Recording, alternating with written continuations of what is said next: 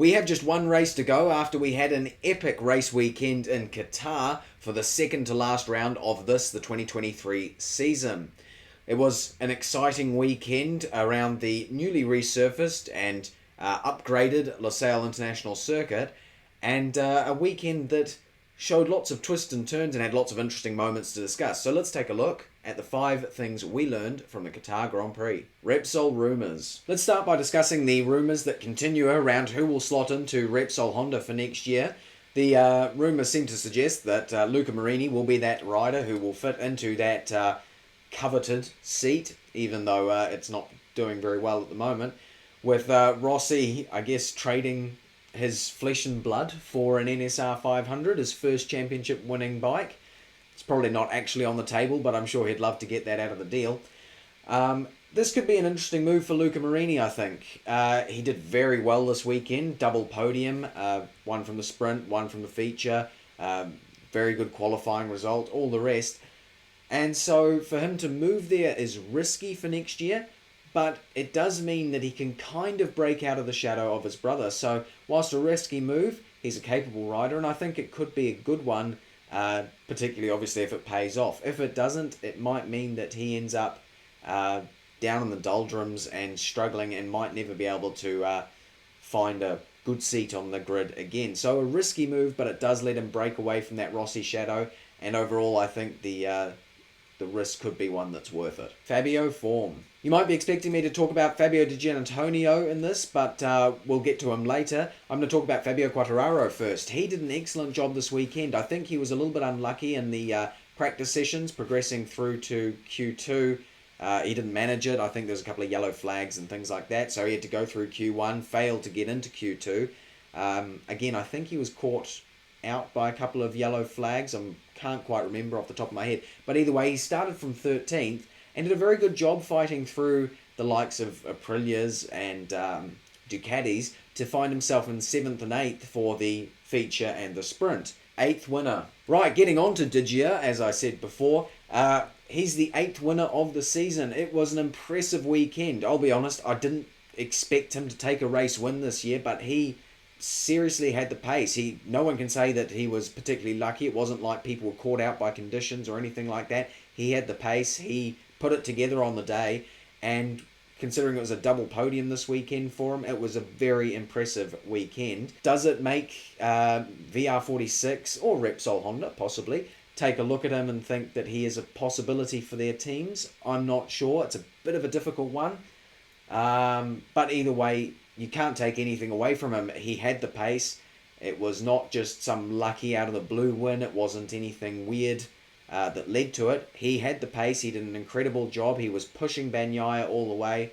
Very impressive, and congratulations to him. Mapping 8. In 2017, Ducati used the Mapping 8 signal to tell Jorge Lorenzo to let Andrea Dovizioso by in the Sepang round.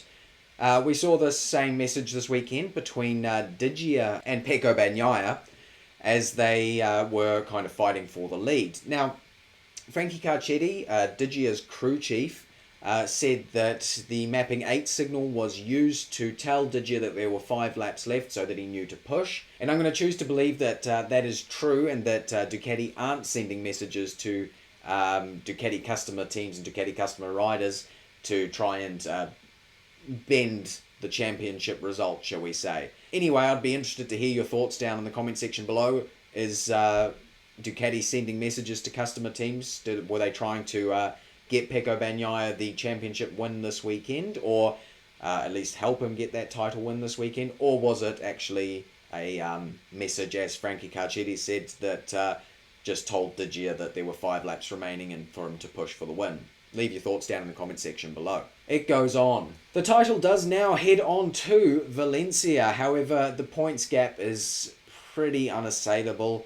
Pecco Bagnaia would pretty much have to bin it in the feature race for Jorge Martin to overturn that kind of gap. There's 37 points available. He's got a gap of 21. That seems pretty unlikely for Pecco Bagnaia to lose at this point. It was just a bit of a miserable weekend for Jorge Martin this weekend. He had major tyre issues. He was very clearly blaming the tyre. At one point, I think he came back in and demanded a new tyre from his team because he thought that it was an old one that they put in. Anyway, bad weekend for Jorge Martin, despite the fact that he's not mathematically out of it yet. Pecco Bagnaia has at least one hand on the title, as the commentators said, but hopefully something interesting will happen in the last round. Maybe Pecco crashes in the feature race so that Jorge Martin has to battle a few people to try and take the title. That could be quite interesting. Try and make it more interesting for the impartial observer. Who knows? But it does go down to the end, so that's quite cool. Better than Formula 1. Rider of the weekend. My rider of the weekend, I would give it to Digia for his excellent race win, but I've done that the last couple of videos and I don't want to make a habit of it. So, I'm going to say Fabio Quartararo. He made up a lot of good places in both the feature and the sprint, recovered a decent weekend, and he is still on a pretty slow Yamaha, so that was very impressive in my opinion. Struggle of the weekend. My struggle of the weekend this weekend is Aleix Espargaro. Not so much because he was particularly bad on track or crashing a lot like he was last weekend, but because of his incident with Morbidelli where he's trying to slap him in the face or whatever. That's pretty unimpressive from one of the most experienced riders on the grid, and so I have to give him the struggle of the weekend thing. He also didn't have that great a race weekend, caught up in that sprint race crash. That meant he was injured for the feature race. Not really his fault, but still. Yeah, that slapping incident, as funny as it is to make memes and see all the jokes about it online, unimpressive from him, so he gets my struggle of the weekend for this weekend. Alright, that's 5 things we learned from the Qatar Grand Prix. I hope you enjoyed this video. If you did, like and comment and subscribe and do all of that. Tell me your thoughts on the whole mapping 8 thing. Do you think Digia was receiving a signal from Ducati to tell him to back off, or was he just, as they said, being told that there were 5 laps remaining in the race? Yeah, discuss that down in the comment section below. I'll try and get involved as well. Thank you very much for watching. I'll see you for the last race of the season next weekend.